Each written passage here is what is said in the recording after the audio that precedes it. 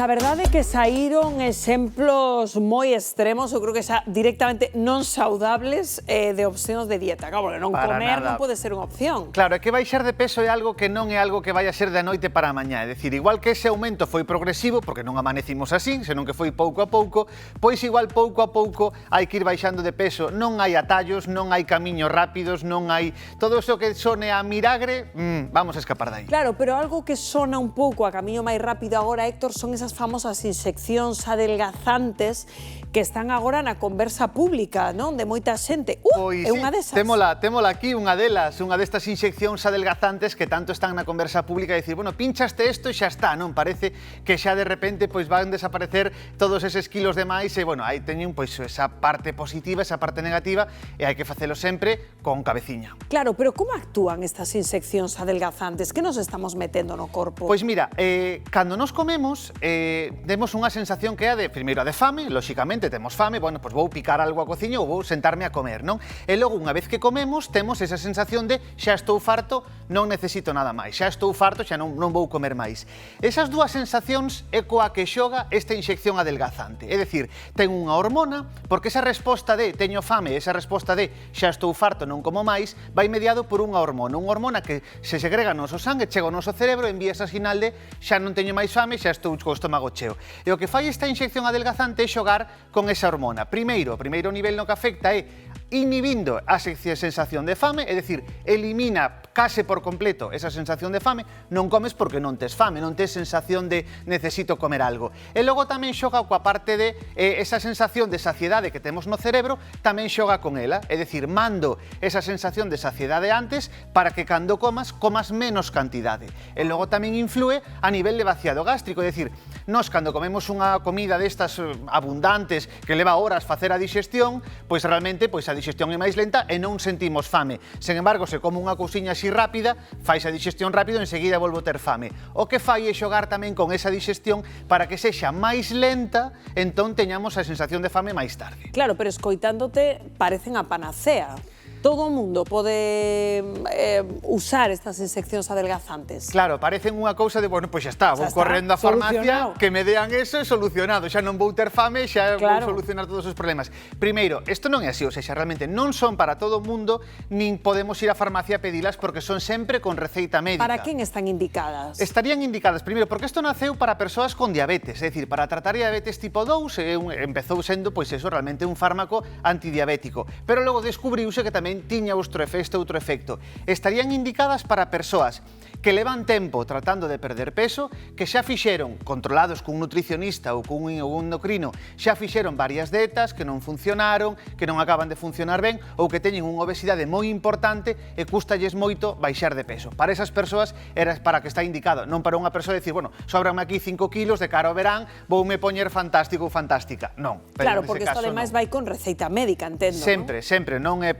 máis barato precisamente, sempre vai con receita médica. Non podemos ir á farmacia e pedilo que non lo dean porque non vai ser así. Canto pode custar unha inyección desas, máis ou menos? Pois andan polos 200 e pico euros, 300 casi, dependendo da... E con que frecuencia e que por unha cada unha, un tratamento? Depende un pouco de que nos lo indica o médico, pero ás veces cada semana hai que estar pinchando, ou seja, realmente unha pluma destas que pode durar un mes, así que máis ou menos... 300 euros, ben, 300 euros ao mes, así que sí, realmente está indicado para quen está indicado, sempre con control, sempre con receita médica e, como digo, para casos moi determinados. Héctor, teñen algún efecto secundario? Teñen, porque claro, ao final non hai nada, non deixa de ser un medicamento e todos os medicamentos poden ter efectos secundarios. O primeiro que íbamos notar sobre todo é a nivel intestinal, porque lembras que te decía que ese vaciado intestinal vai ser máis lento e que realmente non imos ter esa sensación de fame tampouco. Entón, aparecen náuseas, vómitos, dor de estómago, todos estes síntomas son moi comuns, sobre todo ao principio e sobre todo se non se axusta ben a dose. Tamén falamos de dor de estómago, estrinximento, diarrea, todos, como vemos, síntomas gastrointestinais. É certo que hai outros síntomas tamén, efectos secundarios tamén descritos, pero que son moi raros, como son problemas de vesícula, ás veces tamén.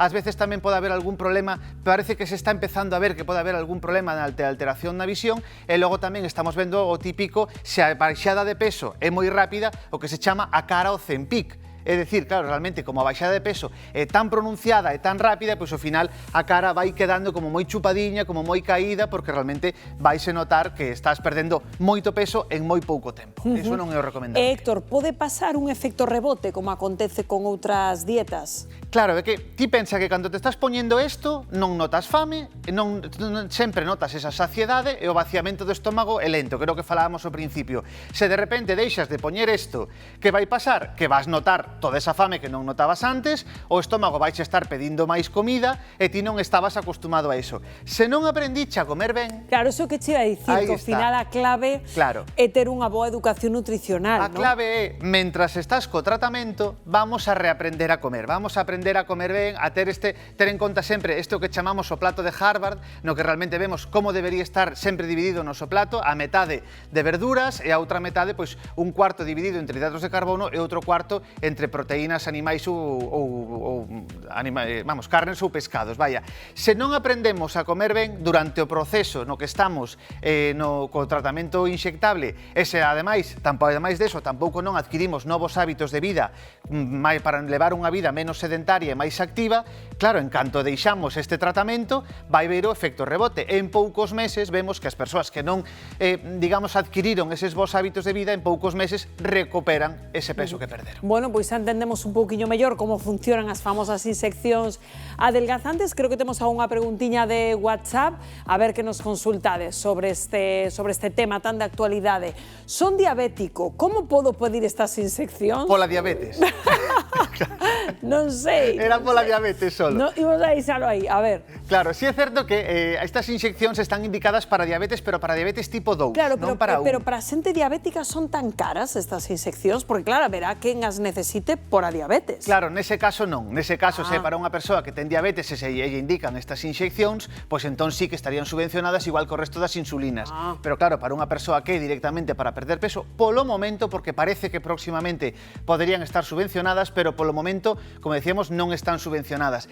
Como podo pedilo? Falando co endocrino, realmente. Claro, ten que falar co seu endocrino e o seu endocrino ve se realmente é unha persoa con diabetes ou con obesidade importante e que se pode beneficiar destas inyeccións, ten que falar con el. Isto non é ir á farmacia que me cambien a receita, en vez de darme a insulina de sempre, dame esta outra. Non vai así. Temos outra preguntiña máis, querido Héctor, a ver que nos consultan.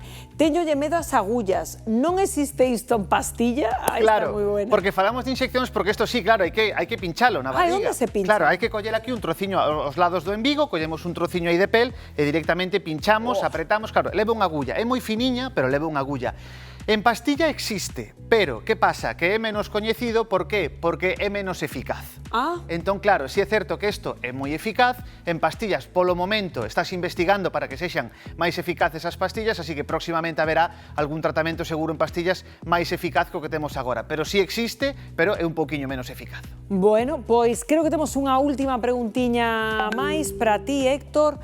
A ver, noto que dende que uso estas inyeccións teño a visión máis borrosa. Podería ser un efecto secundario? Bueno, que falábamos un pouco antes, hai algún caso descrito que parece que hai unha perda de visión asociada ao uso destas inyeccións. Está por ver se realmente hai unha causa-efecto, é dicir, se é que iba a perder esa visión por outra causa ou realmente é por culpa de que se está administrando estas inyeccións. Igual un pouco de debilidade, que estás así... Claro, e pode haber tamén un pouco de afectación aos vasos sanguíneos. Pensa que na retina temos uns vasos sanguíneos moi finiños, e se afectan, se realmente se tupen, por así decirlo, ou se perdemos esos vasos sanguíneos tan finiños, pois ao final está afectando a nosa retina. Entón, eu o que lle recomendo é que pida cita, que vai a revisarse co oftalmólogo, a ver realmente cal é esa, porque igual simplemente é unha catarata, ou seja, algo tan común como as cataratas ou que lle aumentou a miopía, ou seja, hai que revisar sempre esa perda de visión, a ver se está relacionada coas inyeccións ou non. Moi ben, pois aclaradísimo, moitas grazas como sempre, querido Héctor.